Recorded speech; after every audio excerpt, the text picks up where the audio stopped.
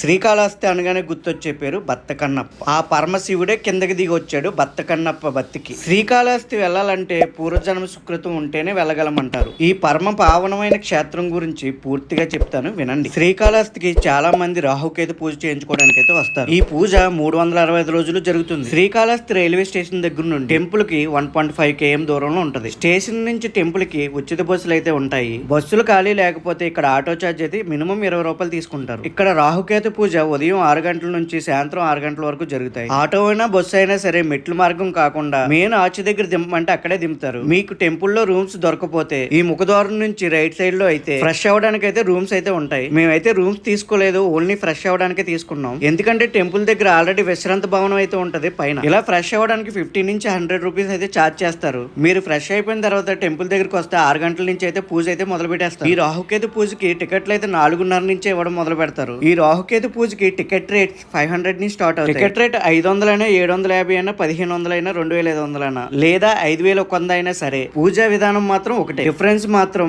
500 అయితే బయట, 750 అయితే కొంచెం లోపల, 1500 అయితే గర్భగుడి దగ్గరలో, 2500 అయితే గర్భగుడికి మెయిన్ మండపం దగ్గరలో, 5100 అయితే దేవుడికి దగ్గరలో ఉంటది. పూజా విధానం ఒకటైనప్పుడు ఏ టికెట్ అయినా ఒకటే. ఈ ప్రాంతం అంతా శివుడిదే కాబట్టి నువ్వు ఎక్కడ పూజ చేయించుకున్నా దేవుడు నీ దగ్గరే ఉంటాడు. అలా రాహుకేతు పూజ అవగానే మనం పూజలో పెట్టుకున్న రాహుకేతు బొమ్మలు అయితే మన చేతికిస్తారు. వాటిని తీసుకుని ఆ శివయ్యని దర్శించుకున్న తర్వాత ఆ రాహుకేతులను అయితే ఉండిలో వెనక నుంచి అయితే వేయాలి. చాలా మందికి ఓ డౌట్ ఉంటది, రాహుకేతు పూజ చేయించుకుంటే ఉపవాసం చెయ్యాలా అని. చాలా మంది అయితే చాలా చెప్తారు, కానీ మన మనసులో ఉన్నది మాత్రం చేయడం బెటర్. ఎందుకంటే మన శివయ్య దగ్గరికి మనం వచ్చాం, ఆయన ప్రసాదం తినకుండా ఎలా వెళ్ళిపోతాం? ఈ శ్రీకాళహస్తిలో అవి తినాలి ఇవి తినాలని ఏమీ నియమాలు ఏమీ ఉండవు, ఉపవాసం ఉండాలని కూడా ఉండదు. కానీ చాలా మంది యూట్యూబ్ లో అది చేయాలి ఇది చేయాలి అంటారు, కానీ ఆ పూజా ఫలం మనం మనస్ఫూర్తిగా మంచి మనసుతో కోరుకుంటే ఎలాగైనా జరుగుతుంది. కాబట్టి ఉపవాసం చెయ్యాలా లేదా అన్నది నీ నియమం. నేనైతే ఈ శ్రీకాళహస్తికి 3 సార్లు అయితే వచ్చాను. మొదటిసారి వచ్చినప్పుడు ఉపవాసంతో ఉన్నా, 2 సార్లు కూడా ఇక్కడ గుడిలో పెట్టి అన్నసంతర్పణ తినేసా. అలా పూజ అయిపోయిన తర్వాత ప్రసాదం తినేసిన తర్వాత భక్త కన్నప్పని దర్శించుకోవడానికి అయితే పైకి అయితే వెళ్ళడం మొదలు పెట్టాం. ఈ శ్రీకాళహస్తిలో ప్రసిద్ధి ఏంటంటే శివుడు కింద ఉంటాడు, భక్తుడు పైన ఉంటాడు. ఆ పరమశివుడు భక్త కన్నప్పకి వరం ఏమిచ్చాడంటే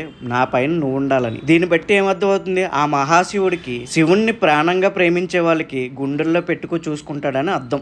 ఆ గర్భగుడిలో మహాశివుణ్ణి దర్శించుకునే ముందల అదే లైన్ లో పాతాళ వినాయకుడు టెంపుల్ అయితే కనిపిస్తుంది. ఈ వినాయకుడిని అయితే అస్సలు మిస్ అవ్వకుండా చూడండి. లోపలైతే వీడియో తీయడానికి లేదు కాబట్టి మాటల్లోనే చెప్పాల్సి వస్తుంది. ఈ పాతాళ గణపతి 40 అడుగుల లోపల ఉంటాడు. ఈ గణపతి వెనక ఒక కథ కూడా ఉంది. పూర్వకాలంలో అగస్త్య మహర్షి ఈ క్షేత్రంలో జీవనదిలో ప్రవేశించాలని ఆ పరమశివుణ్ణి ప్రార్థిస్తాడు. ఆ ప్రార్థనలతో స్వరముఖి నది పాయ ఏర్పడింది, కానీ అందులో నీళ్లు ఉండవంట. అలా ఎందుకు జరిగిందని అగస్త్య మహర్షి చింతించగా మొదటి పూజ వినాయకుడికి చేయకుండా చేయడం వల్ల ఇలా జరిగిందని గుర్తించి వినాయకుడిని పూజించగా పాతాళం నుంచి వినాయకుడు వచ్చి మహర్షి యొక్క కోరికనైతే తీర్చాడు. అప్పటి నుంచి పాతాళ వినాయకుడు అయితే దర్శనం అయితే ఇస్తున్నాడు. మీరు కూడా శ్రీకాళహస్తి వస్తే మర్చిపోకుండా ఈ వినాయకుడిని అయితే దర్శించుకోండి. ఈ టెంపుల్లో మరో విశేషం ఏంటంటే ఏ టెంపుల్లో చూసినా నంది అయితే ఒకటే ఉంటది, కానీ ఇక్కడ 2 నందులు ఉంటాయి. శివుడికి ఎదురుగా ఒక నంది ఉంటే శివుడికి బయట ఒకటి ఉంటుంది. గోడకి బయట ఉన్న నంది గర్వంతో ఉండడం వల్ల శివుడికి దూరంగా ఉంటుంది. ఒక నంది కాలు చాపుకునే శరణాగతి వ్యవస్థలో ఉంటుంది, శివుడికి దగ్గరలో ఉంటుంది. నీ గర్వం ఎప్పుడు మంచికి దూరంగా ఉంటుంది, అలాగే దేవుడికి కూడా దూరంగా పెడుతుంది. నువ్వు ఎప్పుడైతే అన్ని తానే చూసుకుంటాడులే మనకేముంది మంచిగా ఉంటే చాలు అనుకుంటావో దేవుడికి దగ్గరగా ఉంటావు. ఈ 2 నందులు మంచికి గర్వానికి నిదర్శనంగా నిలుస్తాయి. శ్రీకాళహస్తిలో మనం దర్శించుకునే లింగం వాయులింగం. ఇది పరమేశ్వరుడు యొక్క జీవలింగం. గర్భగుడిలో 5 దీపాలు అయితే ఉంటాయి. అందులో ఒక దీపం అటు ఇటు కదులుతూ ఉంటుంది, మిగతా 4 కదలవు. ఆ దీపం కదలిక ఆ పరమేశ్వరుడి నుంచి వచ్చే శ్వాసకి నిదర్శనం. బ్రిటిష్ వాళ్ళ కాలంలో ఈ దీపానికి కదలిక కారణం ఏదో గోడ నుంచి రంధ్రం ఉంది, దానివల్ల ఈ దీపం కదులుతుందనే అనుమానంతో గర్భాలయం చుట్టూ గాలాడకుండా తెరలైతే దింపారంట. తలుపులు మూసివేసి లోపల చూడగా ఆ దీపం ఇంకా కదులుతూనే ఉందంట. ఆ పరమశివుడి నుంచి వచ్చి శ్వాస వల్లే ఆ దీపం కదులుతుందని వాళ్ళకు కూడా నమ్మకం వచ్చి ఆశ్చర్యంతో వెన్ను తిరిగారంట పూర్వకాలంలో. ఇలా చెప్పుకుంటే పోతే ఆ శివుడికున్న మహత్యాలు చాలా ఉంటాయి. ఎన్నో శివలీలలు, ఎన్నో కథలు. ఎంత చెప్పినా ఆ మహాశివుడి గురించి వినాలనిపిస్తూనే ఉంటుంది. భక్త కన్నప్ప టెంపుల్ కి రావాల్సిందంటే కొంచెం కష్టపడాల్సిందే. చాలా మెట్లు ఉంటాయి, మోకాళ్ళ నొప్పులు కూడా వస్తాయి.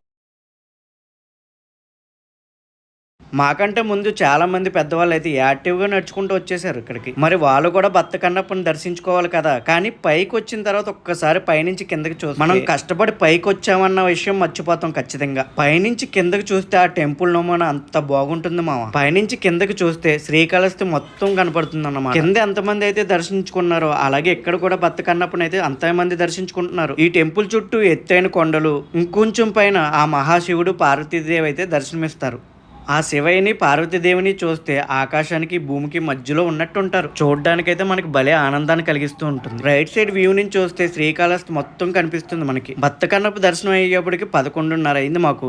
మళ్ళీ కిందకైతే బయలుదేరాం మేమైతే. చాలా మందికి అయితే ఓ డౌట్ ఉంటది, పూజ అయితే ఏ రోజు చేయించుకోవాలని. కొంచెం మంది అయితే మంగళవారం, శుక్రవారం అని, కొంతమంది అయితే అమావాస్య రోజు చేయించుకోవాలని అంటారు. కొంతమందికి ఆ జాతకాలను బట్టి ఉంటది. నేనైతే శివుణ్ణి చూడాలనుకున్న టైంలో అయితే వచ్చేస్తాను. కిందకు వచ్చిన తర్వాత అన్న సత్రానికి అయితే వచ్చేసాం. ఈ అన్నదాన అయితే ప్రసాదం కౌంటర్కి ఎదురుగుంటూ ఉంటది. ఉదయం 11 గంటల నుంచి మధ్యాహ్నం 3 గంటల వరకు భోజనాలు అయితే పెడతారు ఇక్కడ. ఈ అన్న సంతర్పణ అయిపోయిన తర్వాత ఎదురుకుంటే విశ్రాంతి హాల్ అయితే ఉంటాయి. ఇక్కడ ఛార్జింగ్ పెట్టుకోవడానికి ప్లగ్స్ ఉంటాయి, అలాగే ఫ్యాన్స్ కూడా ఉంటాయి. కొంచెం విశ్రాంతి అయితే మా ట్రైన్ నైట్ 9 గంటలకు కాబట్టి సరదాగా షాపింగ్ అయితే వెళ్ళిపోయాం. గుడి దగ్గరలోనే ఉంటది ఈ చిన్న మార్కెట్. మా అన్నయ్య వాళ్ళ బాబు పాపలకి, మా చెల్లి వాళ్ళ బుడ్డోళ్ళకి అయితే బొమ్మలు కొనడానికి అయితే వచ్చేసాం సరదాగా. మీరు కూడా ఇక్కడ శ్రీకాళహస్తికి వచ్చారా? శ్రీకాళహస్తికి వస్తే ఎన్నిసార్లు పూజ చేయించుకున్నారో చెప్పండి. దేవుడు బొమ్మలైనా, కాశీ తోళ్ళైనా అన్ని ఇక్కడే దొరుకుతాయి మామ.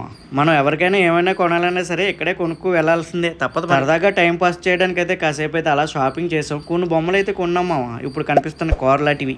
అన్నట్టు మర్చిపోతున్నాను, ఈ వీడియో మొత్తం చూసిన తర్వాత ఒక లైక్, షేర్ చేసుకోండి, అలాగే సబ్స్క్రైబ్ కూడా చేసుకోండి. ఇలాంటి చాలా మంచి వీడియోలు అయితే ఫ్యూచర్లో పెట్టడానికి అయితే నాకు కొంచెం సపోర్ట్ చేయండి. ఇలాంటి అవసరం లేదు, మొబైల్ అయితే సరిపోద్ది. ఇలా చిన్నగా ఒక స్ట్రీట్ ఉంటుంది, గుడి బయటకు వచ్చిన రైట్ లెఫ్ట్ రెండోటి బ్యాక్. ఇక్కడ నీళ్ళు పోసి స్మోక్ వస్తుంది. 650 రూపాయలు అంట.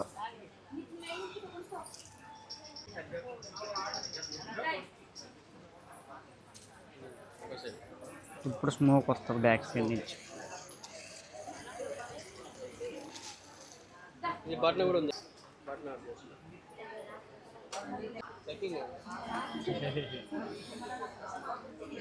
రెండు తీసుకున్నాం కదా, ఇచ్చొచ్చు కదా.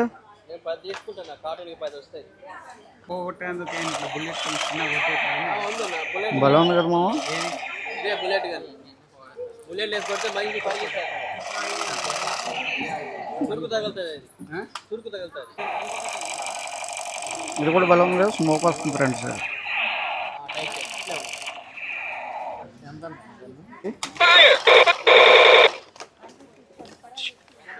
బలం ఏమో బలం ఉంది, అదే నా దానికే తక్కువ ఇచ్చాను.